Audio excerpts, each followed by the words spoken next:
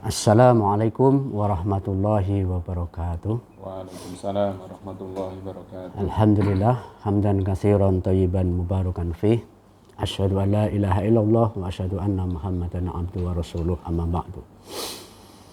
Puji dan syukur kita panjatkan kehadirat Allah Subhanahu wa taala karena pada pagi yang cerah ini alhamdulillah kita memulai dengan aktivitas yang sangat luar biasa, yaitu tholabul ilmi dalam acara literasi bahasa Arab. Khususnya pada pertemuan yang kedua ini kita akan melanjutkan tentang pembahasan ilmu alat yang terkait dengan nahwu di dalam kitab Al-Jurmiyah. Mudah-mudahan berharap kegiatan ini mendapatkan ridho dari Allah Subhanahu wa taala dan merupakan amal jareh bagi kita semua.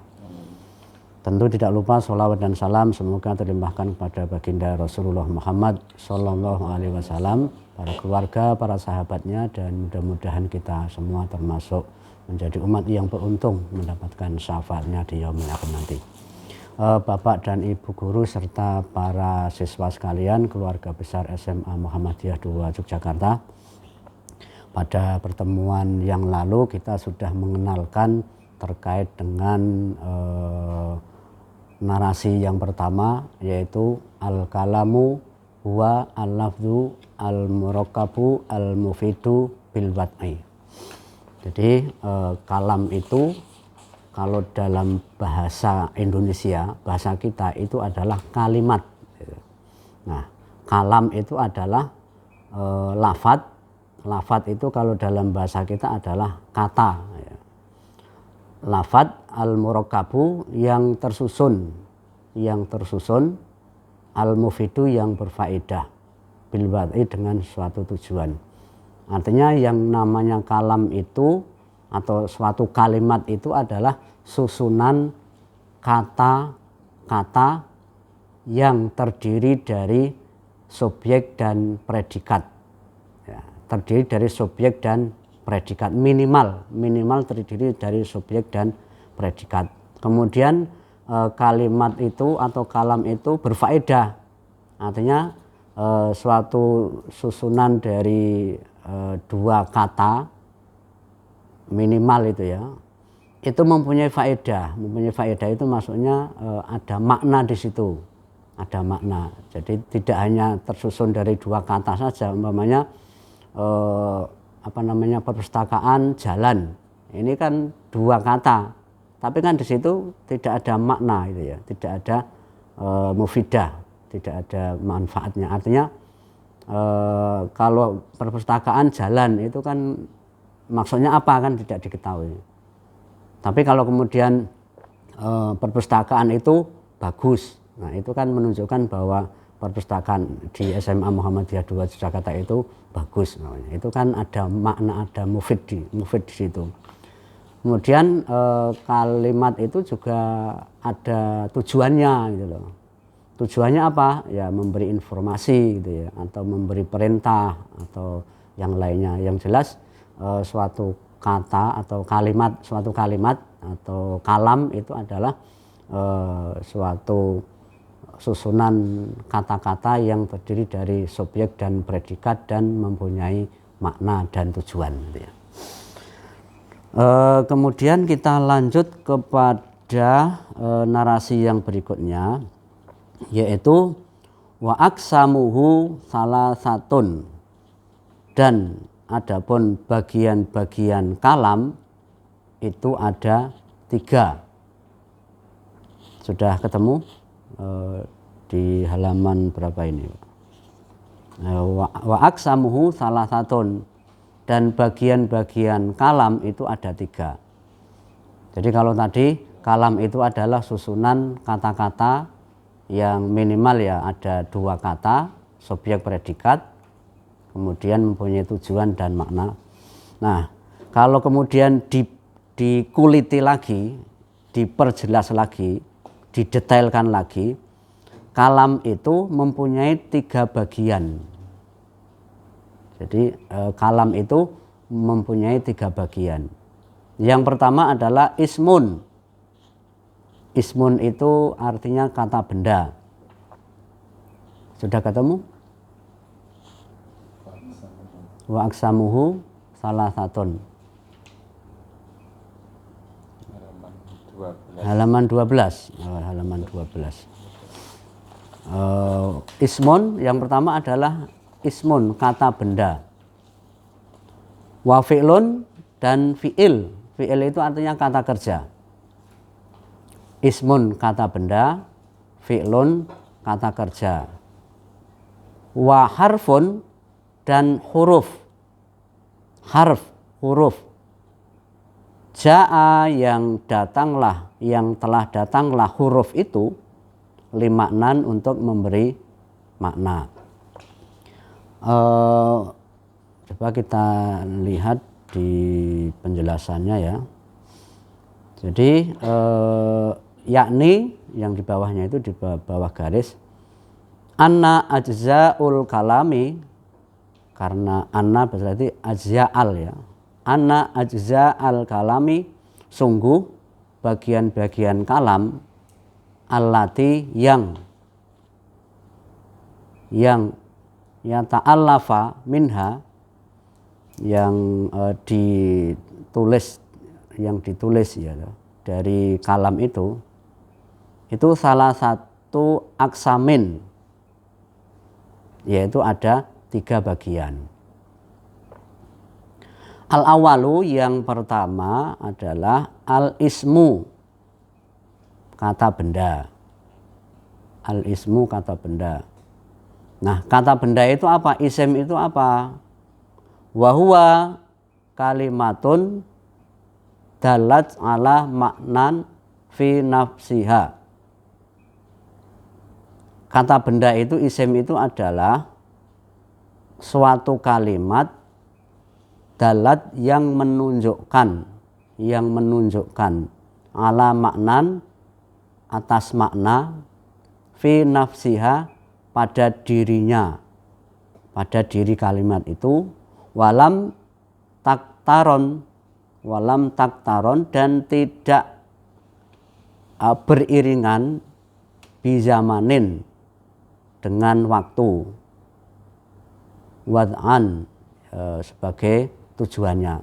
Maksudnya begini, isim atau kata benda itu adalah suatu kata yang menunjukkan pada dirinya sendiri, tetapi tidak ada kaitannya dengan waktu gitu loh. Umpamanya meja ini kan tidak ada kaitkan meja sekarang, meja yang lalu, atau meja yang akan datang, kan tidak ada. Meja ya meja, dirinya sendiri, makna pada dirinya sendiri meja, tidak ada kaitannya dengan waktu. Ini namanya ismun gitu. Nah, kalau kalimat itu kemudian diunsai lagi, wahua, adapun dia itu, nah, dia itu kembali ke isim, namanya dhamir mungfasil, dhamir yang terpisah, yang berdiri sendiri. Wahua, mengapa wahua? Karena di sini menunjukkan bahwa kata ganti benda itu laki-laki. Ismun ya, ismun itu kan laki-laki, maka kata gantinya huwa. Wahua kalimatun. Nah, kalimatun ini adalah sebagai khobarnya. Wahua, dia itu sebagai subjek ya, untuk tadak lah. Wa kalimatun, kalimat. Nah, kemudian dalat ini merupakan fiil ya. Mengapa di situ ada tak sukun ya? Karena di situ mengandung fa'il berupa kalimatun. Maka dalat ini fa'ilnya adalah kalimatun. Kalimat yang menunjukkanlah kalimat itu ala maknan, atas makna. Nah, di sini makna itu mengapa kok fathah bukan kasroh? Sebenarnya kan kalau ala itu huruf jar, harokatnya kan harus kasroh. Tapi mengapa kok makna, bukan maknayin atau maknin gitu ya? Karena dalam ilmu nahwu itu makna itu mahalul jar, artinya dia menempati kedudukan sebagai jar, seharusnya dia kasroh, tapi karena makna itu kata benda mabni itu tidak bisa dirubah gitu. Mabni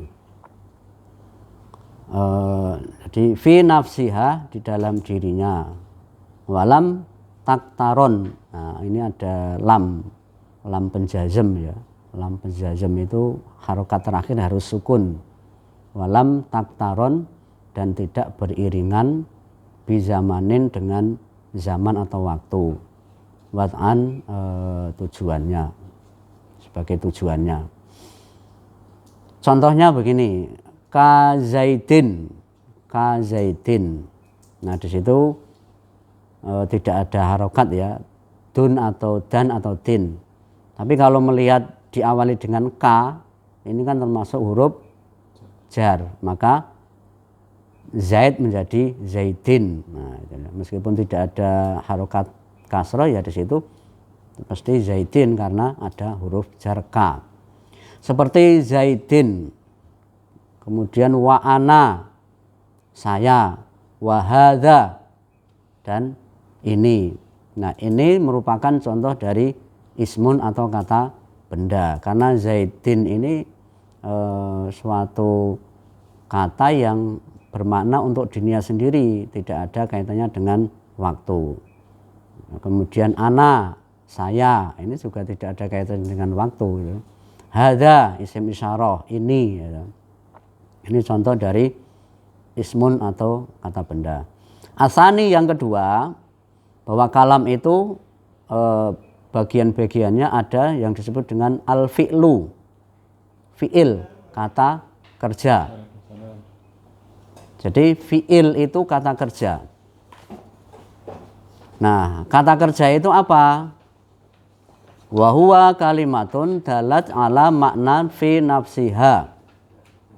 Kata kerja atau fi'il itu adalah kalimat yang menunjukkan terhadap makna dirinya, waktaronat, tetapi dia kemudian ada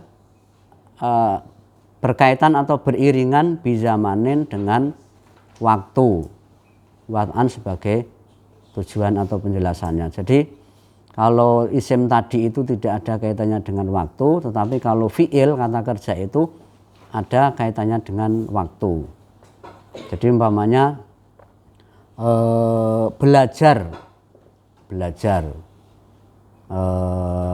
belajar itu kan dia terkait dengan waktu. Belajarnya kapan gitu loh. Umpamanya Sukoyah belajar bahasa Arab. Nah, belajar di situ kan nanti ada kaitannya dengan waktu, kapan belajarnya. Ya, umpamanya sekarang berarti Sukoyah sekarang belajar bahasa Arab. Tapi kalau hari Rabu kemarin Sukoyah telah belajar bahasa Arab. Jadi sesuatu yang telah lewat itu biasa terjemahkan dengan telah. Kalau dalam bahasa Inggris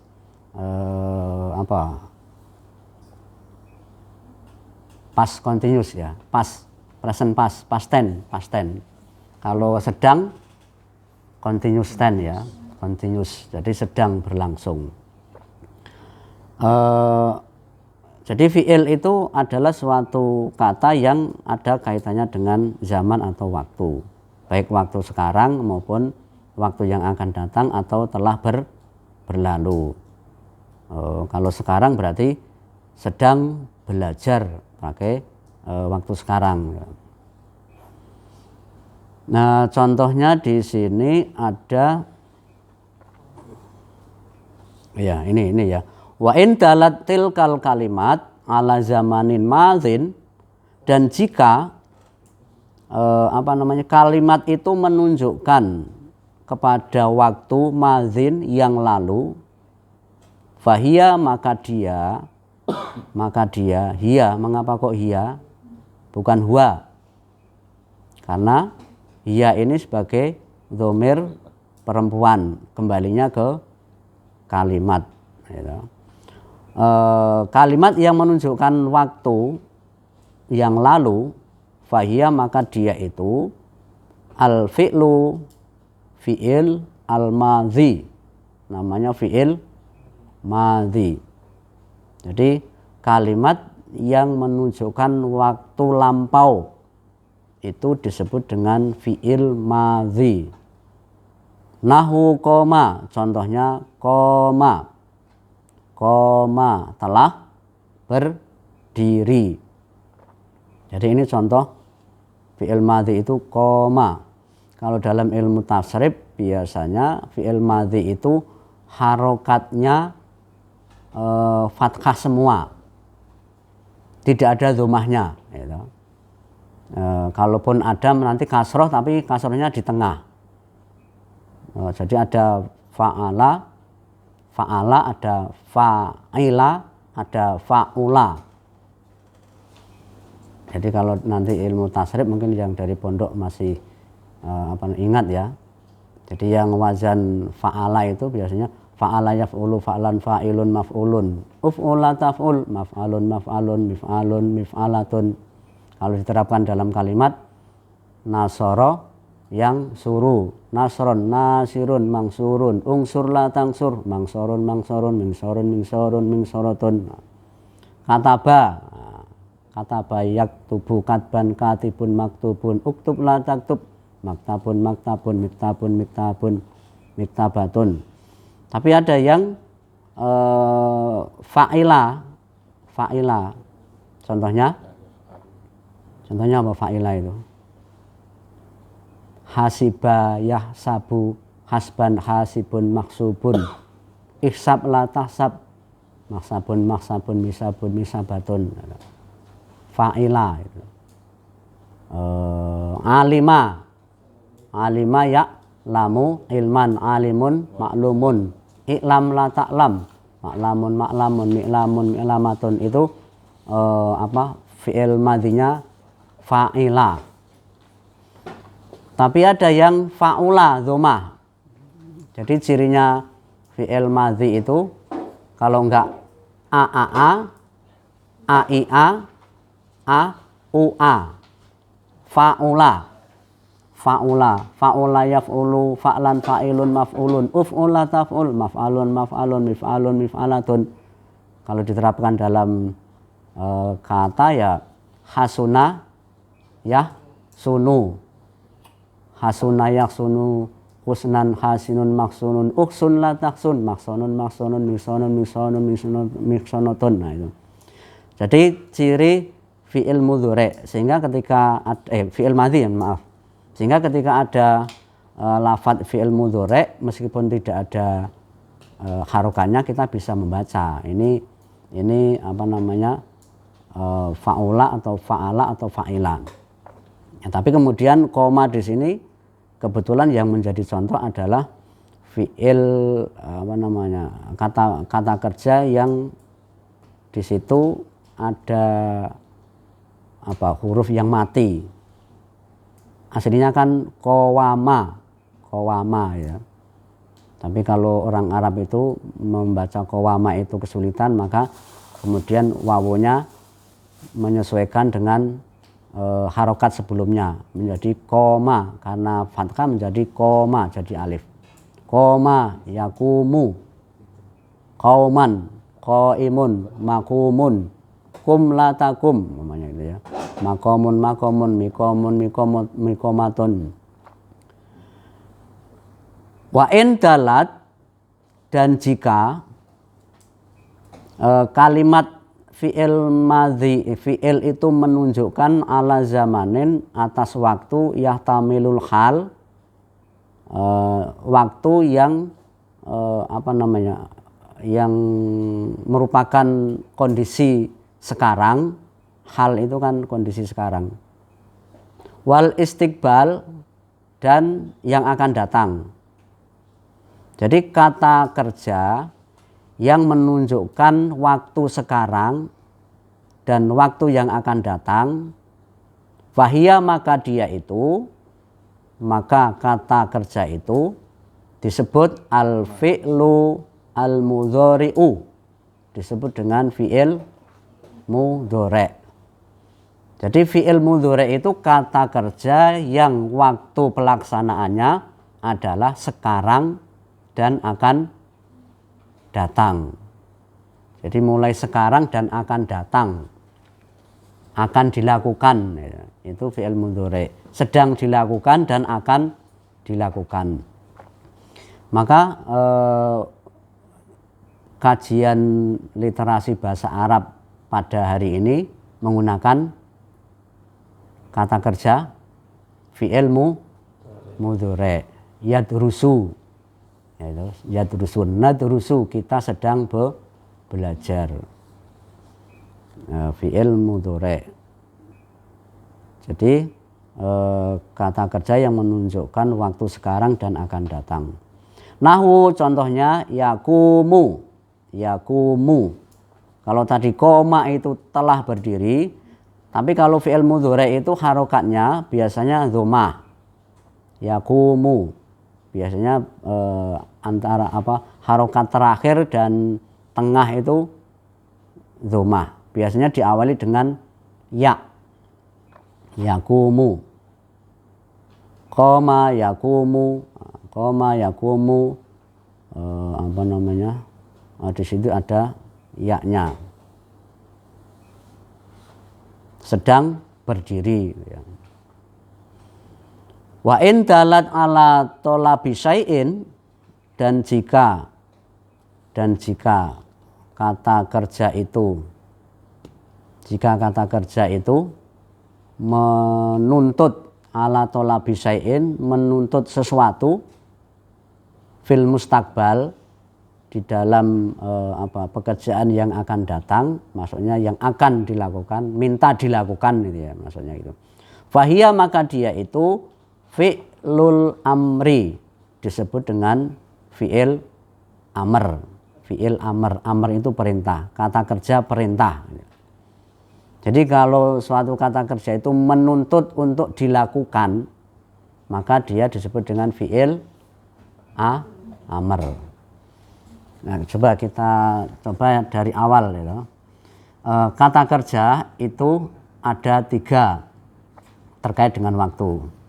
Yang pertama disebut dengan fi'il madhi. Fi'il madhi itu adalah suatu kata kerja yang telah dilaksanakan. Ya, telah dilaksanakan.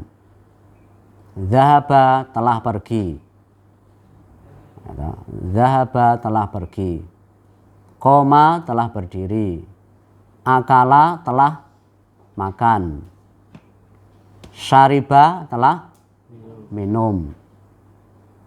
Kemudian apalagi nadhara, telah melihat. Kataba, telah menulis.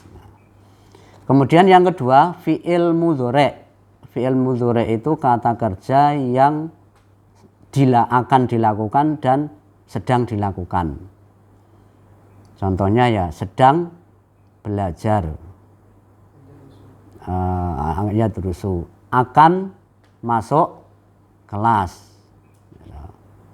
Akan masuk kelas, berarti yadkhulul fasla, akan masuk kelas. Dia akan masuk kelas. Akala yakulu. Yakulu, sedang makan. Biasanya urutannya kalau di tafsir itu setelah fi'il madhi. Fa'ala yaf'ulu. Fa'ila yaf'ilu.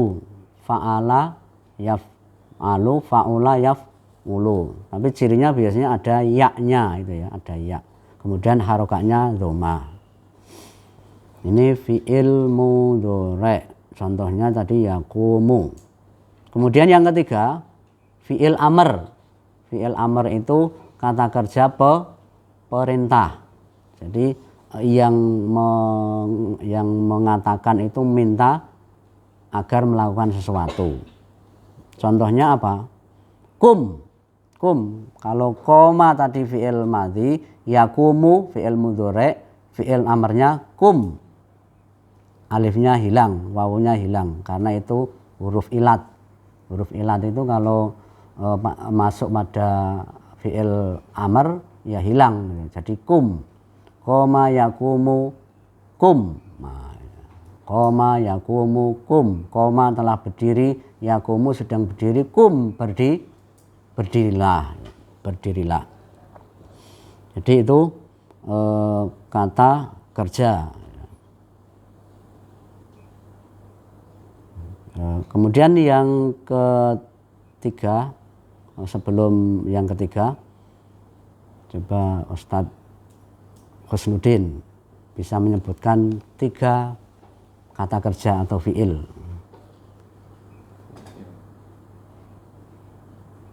Kataba, fataha, kemudian doroba. Ya, contohnya. Tapi kemudian bagian-bagiannya atau macam-macam fi'il. Ada fi'il madhi, fi'il mudhari', fi'il amr itu ya. Okay. Si Mas siapa itu?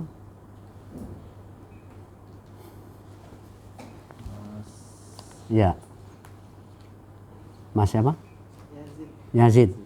Ya, coba fi'il ada berapa? Ada 3. Yang pertama madhi, mudhari', amr. Oke, Mas siapa sebelahnya? Ya. Ya, ada berapa fi'il? 3, 1. Fi'il madhi. Ya. Amr. Mbak Naya. Monggo. Kata kerja ada berapa? 3, 1. Fi'il amr. Mbak Sukoya? Ada 3. Nggih. Nggih, oke, nggih. Ustaz Mukhlis? 3 mati mudhari' amr. Nggih.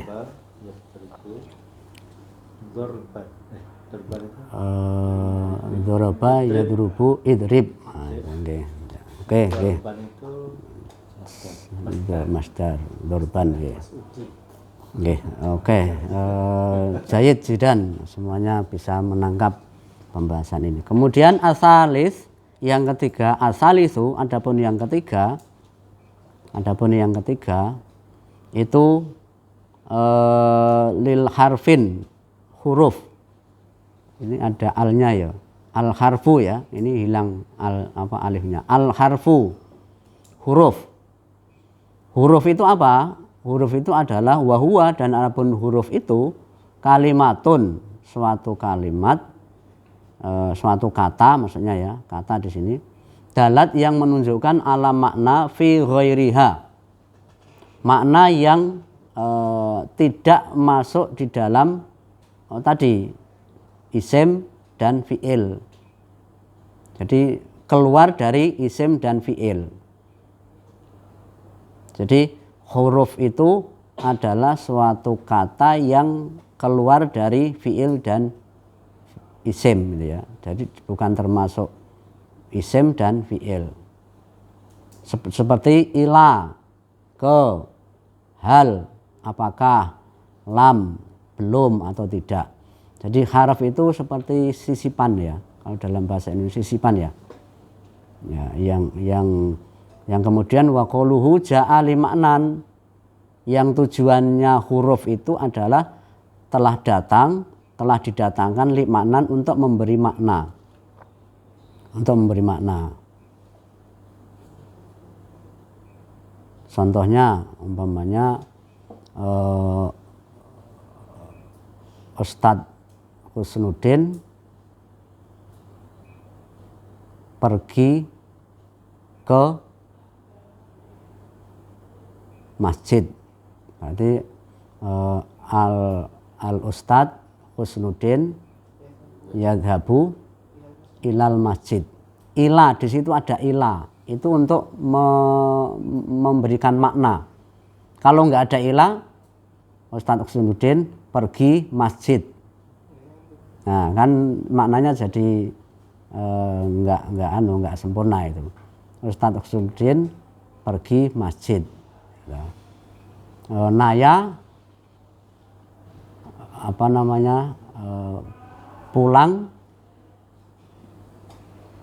pulang sekolah. Tapi lebih sempurnanya kan pulang dari sekolah. Jadi harf itu untuk memberi makna atau ada pertanyaan gitu. Ila artinya ke, hal itu apakah, lam itu belum. Yakni, jadi ja'a limaknan itu yakni 45 ya. Bihi dengan huruf itu, anal harfu, sesungguhnya huruf itu la yakunu, tidak adalah huruf itu lahu baginya, dakhala telah masuk fi ta'li fil kalami, ciri-ciri tadi, ciri-ciri isim, ciri-ciri fi'il itu tidak ada. Jadi tidak masuk pada ciri-ciri isim dan fi'il kan itu. La, ini ala apa? Ini betul la. Ada alnya enggak? Di foto di aslinya.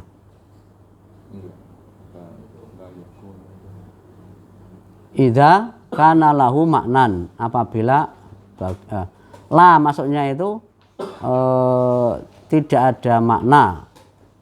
Maksudnya itu idza kana apabila adalah baginya itu makna, ada makna. Seperti hal, lam, fa inna, hal. Maknanya itu adalah istifham. Al istifham itu artinya kata tanya atau pertanyaan gitu. Hal apakah itu istifham. Kemudian walam maknanya adalah an-nafyu, untuk meniadakan. Wa illam yakun, dan jika tidak ada lahu baginya itu makna, la yadkhulu, maka tidak masuklah fi tarkibil kalam, tidak masuk pada tertibnya kalam, seperti huruf-huruf mubani. Mubani itu ai itu ya, ai zaitun. Apa zaid? Nah itu kan enggak. Wa inna, dan sesungguhnya kula masing-masing darinya itu harfun mabniyun, la harfun makna, huruf yang mabni dan tidak ada huruf yang punya makna. Artinya huruf itu juga tidak bermakna ketika tidak bersambung di suatu susunan gitu. Maksudnya seperti itu. Jadi sama-sama membutuhkan gitu.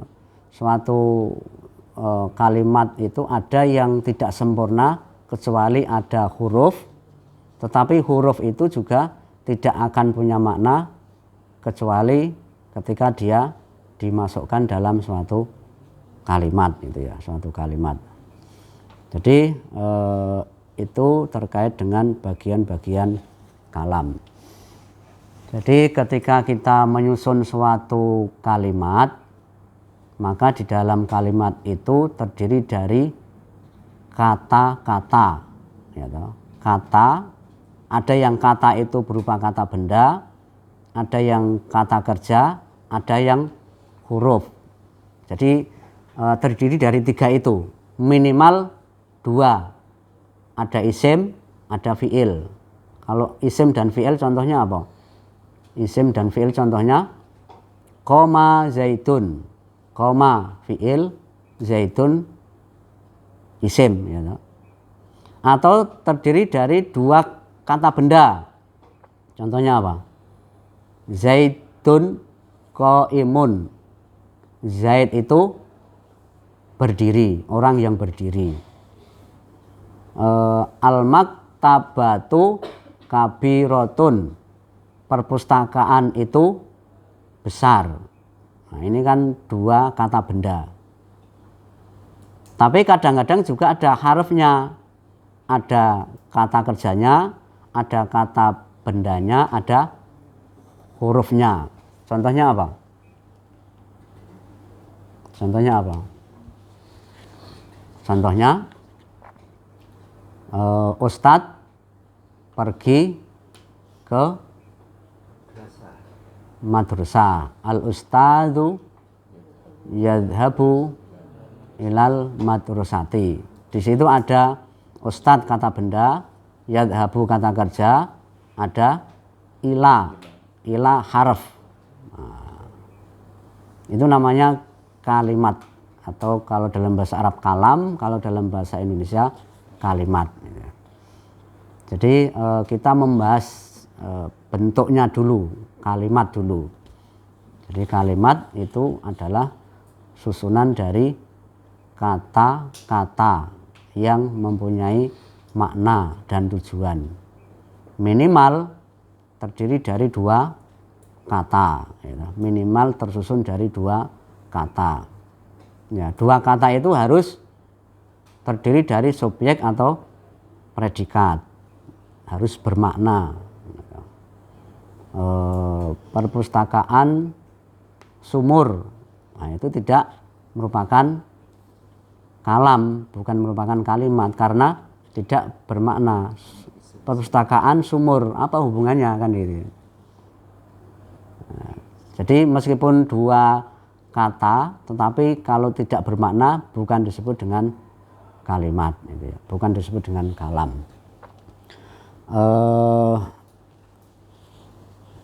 Ada pertanyaan? Kita ini sampai jam berapa? 51 ya. Satu kita cukupkan atau tambah 1 lagi?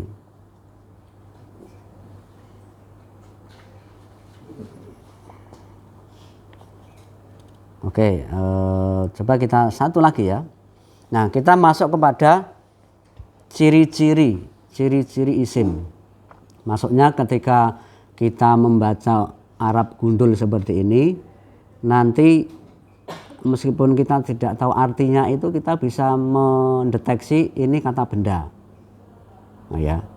Fal ismu, maka adapun isim itu yu'rafu, dikenal.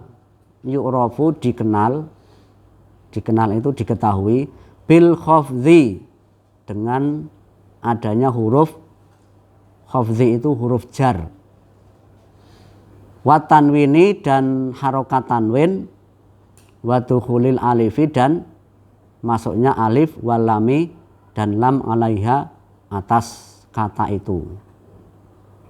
Jadi kata benda itu bisa dikenal dengan adanya huruf jar. Jadi setiap ada huruf jar, maka di depan huruf jar itu pasti isim, maksudnya seperti itu. Contohnya apa? Contohnya ya bi itu kan huruf jar. Maka al-khafdhi itu termasuk kata benda, gitu. Bil khafdhi itu kata benda karena di situ ada bi. Nah, itu ya. Kemudian yang kedua, wa tanwini, dan harokatnya tanwin. Harokatnya tanwin, contohnya apa? Contohnya ya salah satun ismun fi'lun harfun. Nah, itu kan harokat terakhir tanwin toh. Nah, itu otomatis dia kata benda meskipun kita tidak tahu artinya. Jadi pokoknya kalau ada kata yang ada tanwinnya, harokatnya tanwin, maka dia kata benda. Wa dukhulil alifi wal lami, dan ada huruf alif lam. Nah, contohnya ini al ismu, ini kan ada diawali dengan alif lam toh? Ya enggak? Ya, yu'rafu fi'il atau isim? Fi'il karena enggak ada tanda-tanda isim ya toh. Bil khafdhi, ini tanda isimnya ada berapa? Ada 2, bi huruf jar dan al. Wa tanwini, ini tanda isimnya ada alif lam. Wa tanwini, di situ ada alif lam.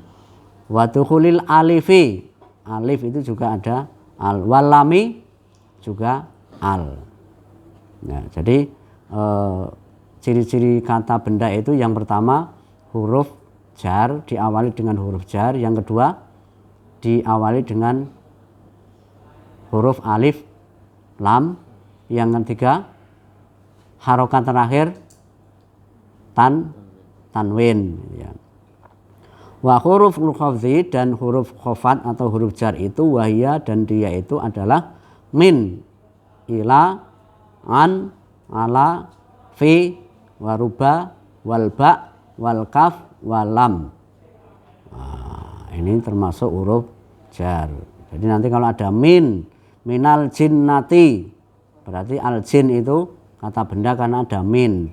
Ilal madrasati, al madrasah kata benda karena ada ila. Anil masjidi, dari masjid.